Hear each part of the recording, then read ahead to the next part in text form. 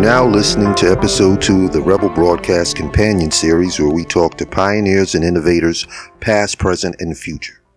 Right now, I'm honored to touch base with one of the premier synthesists and composers of his time. Frequent collaborator to jazz greats including Charles Earling, Eddie Henderson, Benny Maupin, and most famously during the Mwandishu period, Mr. Herbie Hancock. Without further delay, composer, performer, improviser, and synthesist, Dr. Patrick Gleeson, on the Rebel Broadcast. You look back over your catalog, especially, as you get into the late 60s and early 70s, there's a lot of work that has themes that are kind of celestial or cosmic in that way. What inspired that connection? Well, of course, there were really a few different things. One very important thing, of course, was the fact that I connected with Herbie. My career would have been very different without that. It would have probably been done exclusively in film and television, which I did. I scored film and television for about 30 years, but the stuff that most people know me from early is all because of Herbie. Even the work I did with other musicians who probably never would have heard of me if I hadn't done crossings and sextants and worked on other Herbie projects. So that was the big decider, I think. And as to what got me interested in electronic music, I don't know. It's just in the 60s, I probably under the influence of a lot of drugs, I became very interested in kinds of music that I had not interested myself in before. And I remember sitting in my little A-frame up in the Marin Hills that we lived in at that time. And I remember sitting in the living room and listening to Bartok's first violin concerto, and I've been doing some little stuff with synths prior to this, but nothing with a lot of commitment behind it. But I listened to this piece of Bartok's and I thought, God, this is the only thing I want to do in life is make music. If I could make some music like this, Bartok, so good luck. But if I could make music like this, that's all I want in life. And at that point, I decided that I was going to leave the academy I was teaching at San Francisco State at the time, and see if I could make it as a musician. Right. So when you were teaching early on, was that electronic composition or formal acoustic composition? Kyle, I wasn't even teaching music. I was teaching 18th century English literature. That's where I got crazy. My Wow. Yeah. And let me tell you a short story about that, because I think it is folks may be interested in, and if it inspires one other person to do things differently, that would be great. So I got interested in jazz very early. By the third grade, I was reading, and I took piano from the first grade onward until I was a teenager. And by the third grade, I was reading out of Mary Lou Williams' little songbooks for children, little jazz songbooks. And then my best friend and I, by the 7th and 8th grade, we would go down. There were after-hours clubs in Seattle, where I grew up, that were not exclusively, but largely populated by black customers, and the music was jazz. Right. And, of course, you're supposed to be 21 to go in. But Jeff and I would stand outside, and the admission was $1. And we'd stand outside, and the guys got to know us, and they'd wait until nobody was around, and then they'd grab the dollar and tell us, I remember one guy said, you guys go in there, you don't talk to anybody. You just sit down and listen, and for God's sakes, don't order a drink. Right. So we would go, we were like, 14 years old, we were going into clubs and listening to music whenever we could on weekends. And so it really hit me that this is, kind of like what I wanted to do in life. Now, I had a cousin, Mary, who was very hip. I mean, it was before the word hip was known to white people. She was hip. and her boyfriend was, his name was Norm Bobrow, and he was a musician, but primarily a radio DJ, and he was the DJ on what was called, I can't remember the call letters, but it was Seattle's race station. So he knew everybody, and so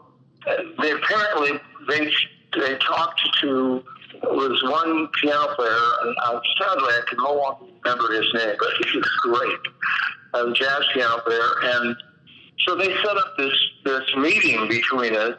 I was invited to go to dinner with Norm and Mary, and this man, quote, showed up. Well, it was kind of a setup, and so we talked for a while, and Mary said, all lacking in it, she said, now, do you ever take students? And this man, he kind of channeled the general direction of Oscar Peterson. He was very avuncular and formal, a beautiful, big, deep voice, and he turned to me and gave me a big smile. He said, well, why don't you fall by the pad? Let's see what happens. And I almost collapsed in my chair. I mean, oh my God, So I ran home, or I was driven home, but I ran into the house and told my mom. Now, my parents were Irish immigrants. So the first thing that they wanted to make sure of was that I didn't do anything stupid like become a musician. They wanted me to be a doctor. And, right. and they were probably less astonished about my having a black piano teacher as the fact that it would be a commitment that they felt like, where is this going to lead? So I had another piano teacher, my classical piano teacher, was an idiot, and I hated him. And so my parents went to him and asked him what he thought. I mean, I've been taking piano for 8 years. And they wanted to know what he thought about my taking jazz piano lessons. And this man said, not until he has mastered the fundamentals. So with that, I closed the lid on the piano. I didn't touch a piano for at least 6 years. And then went ahead and got a PhD in a different field entirely, and thought this was going to be my life. I continued to have a little upright with me, and I would, do probably amateurish little improvisations. And that was a part of my life, but not a big part. But I was attracted to music, and then the night that I heard Bartok, I just realized, okay, man, you've got to do this. You've got to quit what you're doing and start making music, or you're going to be an alcoholic and start hitting on your students. So that's what happened. So you make that switch there, and we see Dr. Pat Gleeson, but your doctorate was academic. Yeah. You know why Herbie introduced this to me and Eddie as doctor? He always did, from the stage when he would introduce us. He would introduce us as doctor. Now, I never talked to Herbie about this. But, I was with him for almost 2 years and saw him more often than my wife. So I know him pretty well. And I think what was going on in Herbie's mind was, I'm just going to point out in a way that won't get anybody upset. We're not just a bunch of itinerant Negroes and a hippie wandering around the country. We're persons of some substance. We're here because this is what we want to do, and we're well qualified in other fields as well. So I think that's why he introduced Eddie and me always as doctors. And in my case, it stuck. I mean, after I left Herbie, when I would be out in the world of music and introduce to people, they wouldn't recognize me if I was Patrick Gleeson. People would have to say, "This Dr. Patrick Gleeson." Oh, you're the guy that was with Herbie. So at that point, it's funny. I never used the title doctor when I was teaching, but in jazz, I've become Dr. Patrick Gleeson. Right. So when you guys were at that period, I know that you had a relationship with the Buchla early on, but like most of the stuff that we see during like the Sexton period is more like the ARP 2600 and all of that stuff. Did you ever use the Moog? Right. The Moog. Yeah. Did you ever use the Buchla stuff in the Sexton recordings? Never again. I tell you, man. What happened was I followed the Buchla from where I first saw it, which was at Alfred Stanford's work out at Visadero Street, San Francisco. Well-known dance company. And some of the guys that were, kind of in electronic music crowd had gotten the very, very first Buchla and had put it up in a little room over above the workshop. And then I followed that. I started just playing around with it and just, became intensely interested. And I followed it over to Mills College when the machine got a new permanent home at the Mills College Tape Center, as it was called. And then at a certain point, they let me have the studio one night a week. So I would come in, usually, I'd eat an early dinner after school and come in around 6 or 7 o'clock, and I would stay until, 3 or 4 in the morning, and then go home and catch a little nap and then go to teach the next day. But I came to a point, the Buchla was extremely unstable. I mean, if you think the Moog was bad, early Buchla was bad. I mean, they would drift, not a quarter tone, but a full semitone over a period of 3 or 4 minutes. So trying to make tonal music with them, with that rap machine, was just really, really, a fool's errand. And I remember one night I got so frustrated, I thought, okay, if I can program this thing, I can't remember something, deliberately simple-minded, like Mary Had a Little Lamb. If I can program 16 bars of this, I'm going to stick it out. If I can't, I got to get something different. And I couldn't. So at that point, I found a guy in San Francisco, John Vieira, who had already been involved with the Moog synthesizer. I think he had bought the 10th Moog. And I came to him and I said, I've got a little money, and I can contribute, and we can double the size of the instrument, and maybe be able to do some potential work.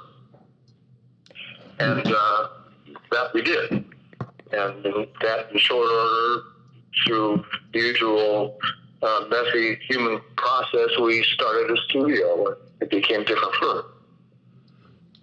Right. So now as you're moving more into, the tonal based stuff, and you have the kind of the stability of the ARP and the Moog oscillators, did you see it as a big leap at that time, like incorporating those instruments, or did it just seem like a logical progression of the times? Well, that's interesting. It's a good question. I mean, in a way, every new technology or every new instance of a technology can be a pretty big step, because if you think about it, if you play the piano, you have the same instrument from the time you start playing piano until the day you die. With synthesizers, everything is always changing. So it's something that it's not exactly a big step. It's a significant step that's one of many, because the technology keeps changing and you got to go with it. I mean, at this point, I'm kind of amused by the young cats who are so into analog modular instruments. I mean, I am so glad I never have to touch another one. I can't tell you. And I use Ableton Live and do everything in the box. So I completely changed away from physical synthesizers to computer-based synthesizers. Yeah, you just jumped ahead to my next question, because I was wondering, I saw some of your live performances online, and it was pretty well contained, just, to see you, with just a laptop after all these years and coming out of Ableton. So how was that transition for you? I have to tell you, I loved it because, I think for some persons, purists,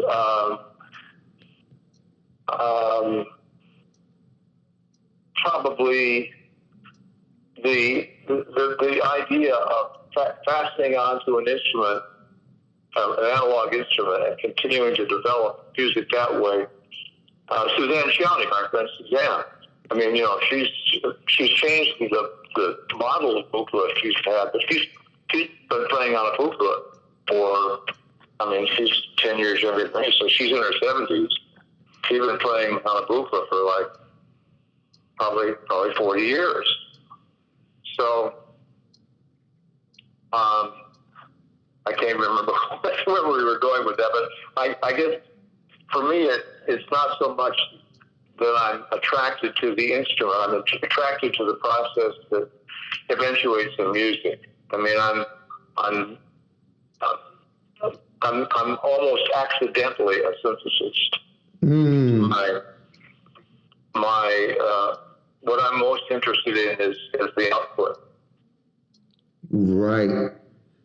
Now, jumping back a little bit, when we're going into into that seminal period dealing with, Sexton and the Mwandishu band, like, what was it like for you being in that band? Because I see that you've maintained, relationships with Benny and, Master Teacher Benny and Billy Hart, Master Teacher as well. So, but during that time, what was it like for you? Well, it was an amazing opportunity and blessing. There was some possibility that I could possibly have ended up with Miles, and that would have been not as good for me by a country mile, because Miles, Miles could be hard. Miles could be tough. He chased my friend Lenny White off of Bitch's Brew at one of the sessions because he didn't like the drum pattern. For God's sake, So, now, Herbie, on the other hand, everybody who has ever met Herbie, and I'm sure you've heard this many times, comments about what a nice person he is. He's affable, he's friendly, he's understanding, he listens. So this was a marvelous opportunity for me. And then now suddenly I'm touring with, 6 of the most talented jazz musicians on the planet. So every day was this incredible learning experience. So it was an amazing opportunity for me. Wow, and that seemed like a transformative period, even for where Herbie was prior to, So were you guys all exposed to that information at the same time, or was it something that you felt like you were stepping into? Oh, well, the band had already, the M1DC band, as it's now called, or Septet, they had already released one album. We only released 3, so I'm on 2 of them. But the band had already released the M1DC album before I got there. So in every sense, it was their everything was up and running before I got there. And in fact, there was a little resistance, not surprisingly, to my joining the band. Mm-hmm. You know, this is. I mean, there's always in the United States, everything has to do with race. We know that. Mm-hmm. So there was a little bit of I would just hit, not hostility at all. The guys were friendly to me pretty much from the get-go. Doctor gave me a little hint at the beginning, who's now a dear friend, has been for life. But most of the guys were sort of open to it, but because they trusted Herbie, but they didn't know about me. They did understand that I did not have the distinguished career in jazz, which all of them had before they joined Herbie. Mm. And also, this was a brand new instrument. And I'll tell you the little put down I got from Buster. So we were supposed to rehearse. We were opening it at the Village Vanguard. So the week before, we were supposed to have 2 or 3 rehearsals, which would be few enough when introducing a new instrument like this. So we actually only had 1 rehearsal, and only 1 guy showed up, and that was Buster. And so he didn't even take his bass completely out of its soft case. He just dropped the soft case down to the floor, you know, and played that way, like he's ready to leave at any moment. And shortly he did. I mean, we only played, I think, 1 or 2 tunes. And Buster could have had a career as a stand-up comedian. I'm convinced of it. He could have had an incredible career when he was a young guy. He was very, very funny. It was sort of like Richard Pryor, and with that underlying bitterness that Pryor had. And so he said to me, he said, so what do you call that? He said, you know, he was this little guy with his huge fingers from playing the bass, points on his long and knobby forefinger at me, and he said, now, what do you call that thing? And I said, well, it's a synthesizer. And he looked at me like, oh, man, you must be the dumbest white boy on the planet. He said, I know that. He said, what's its name? And it's an R2600. He said, sounds like a big vacuum cleaner. With that, he pulls the case up, zips it up, and he's on his way. Now, Buster, by the way, has become a completely different person from that person. I mean, we all evolve as we grow older, but Buster's evolution is pretty radical, because once he found Nichiren Shoshu Buddhism, he became a completely different person. I mean, I've told him that story. I think I told it to him, tried it twice. The second time, I realized it pained him to hear what he said. So I never mentioned it to him again, because this is now a man who just, I mean, this is the new Buster. About 4 or 5 years ago, I got an email from him, and this is what the email said in its entirety. It said, never forget how important you are to this music. Every time I talk about that, I start to cry. I mean, you know, the generosity of spirit, the acceptingness, the care for others. So this is the new Buster. But I thought in those days, he was very, very funny, and man, he could cut you with a tongue so sharp you didn't know you'd been cut until you saw it was your head on the floor. Yeah. Wow. Yeah. No, I'm sorry. Go ahead. No. I'm ready for your next question. Well, I wanted to jump back, you know, while I got your ear, just to jump back a little bit to your compositional career coming up through, you know, the label system. but you were still doing a lot of far out kind of left music, like, when you did the Star Wars project and then going after that, what was your relationship like with the major label infrastructure doing that type of music? Well, in retrospect, it was a unique moment. I mean, when I tell you this, Kyle, you'll hardly believe it. They gave me a $35,000 advance for Star Wars. I mean, years later, I remember Wallace Roney had some interest from Columbia, now Sony. This was in like 2001 or so. And he asked me if I would join him, and we played at the Village, at, what was the name of the club? Bottom Line, which we did. And the Sony people came, and they passed because it was too electronic. But the offer that they'd given, they sort of dandled it in front of him without actually making it. But, if they liked the music, they were going to give him a $10,000 advance, out of which he would have to pay his recording costs. In other words, he'd be lucky to break even. So the whole universe has shifted so far away from, an equitable universe. It was never equitable, let's be clear about that. But even back in the day, in the 70s, and even in the 80s,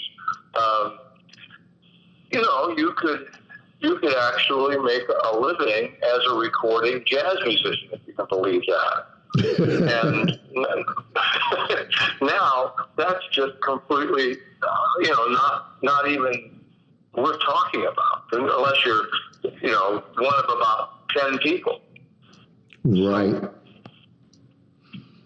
It's a different and not good world we're in now. No, I've unfortunately had too much experience with the other side of it, so I'm curious how it worked for you back then.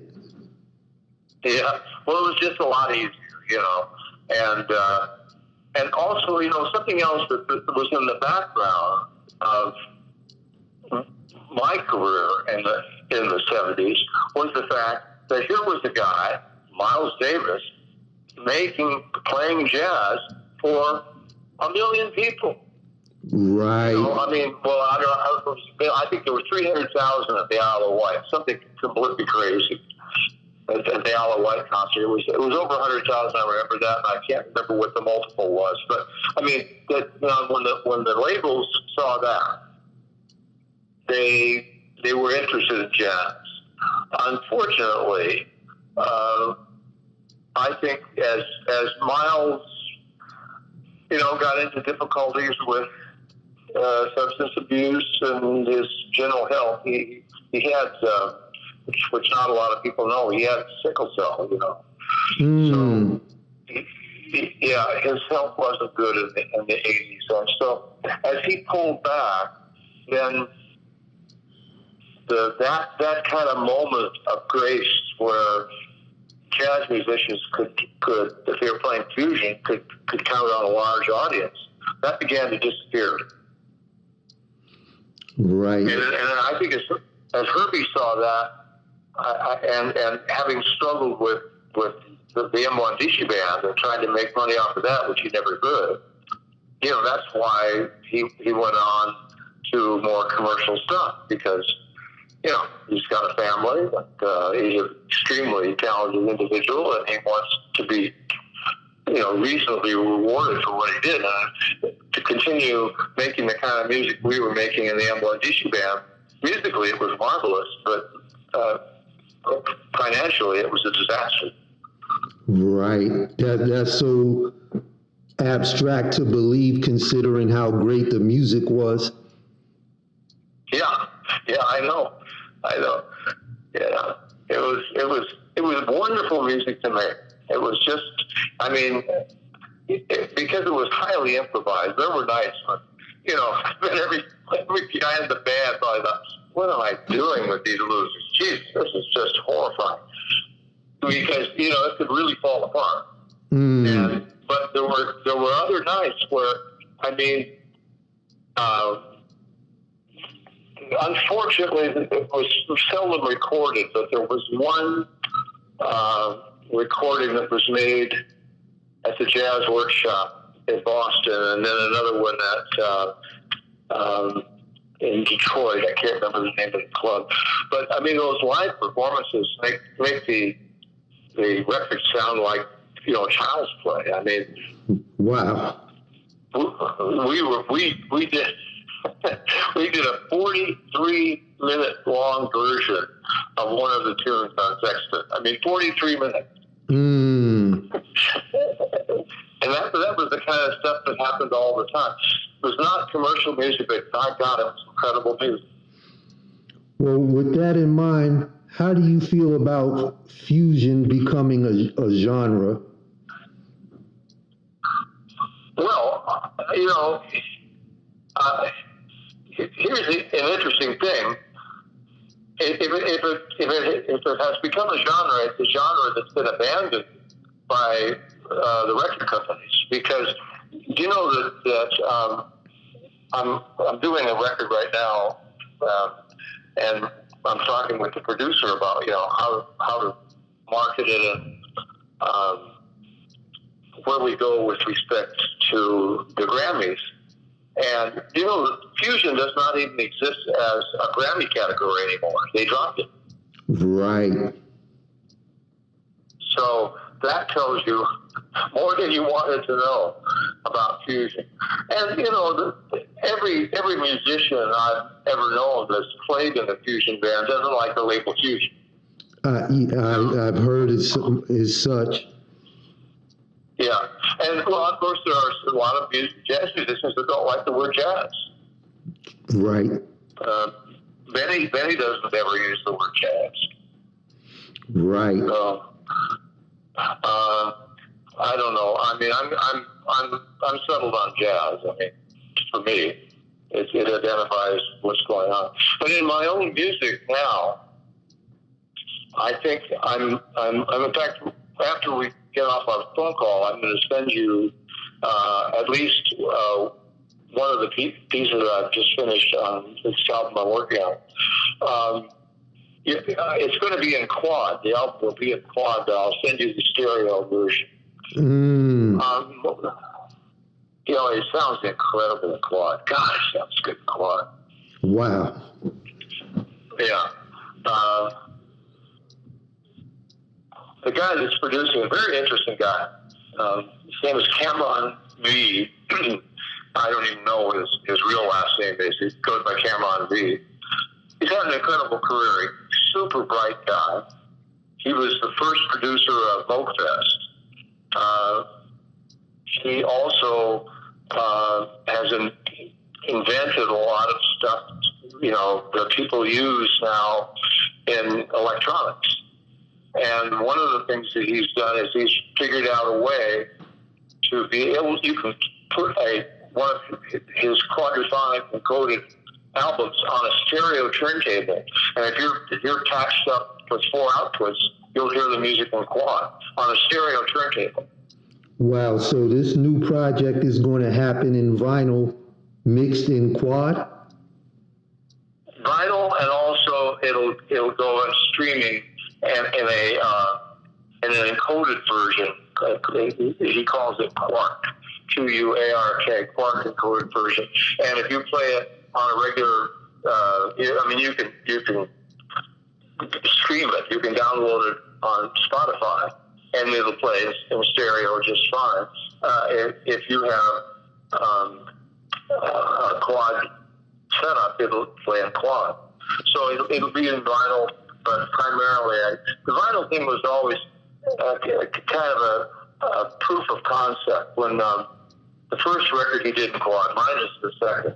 The first record that Cameron did in quad was Suzanne Ciani's album, and he sold that for $227, including the hardware fix and software you need, some little hardware connectors and software you need as well as 4 speakers to be able to play it in quad on a turntable.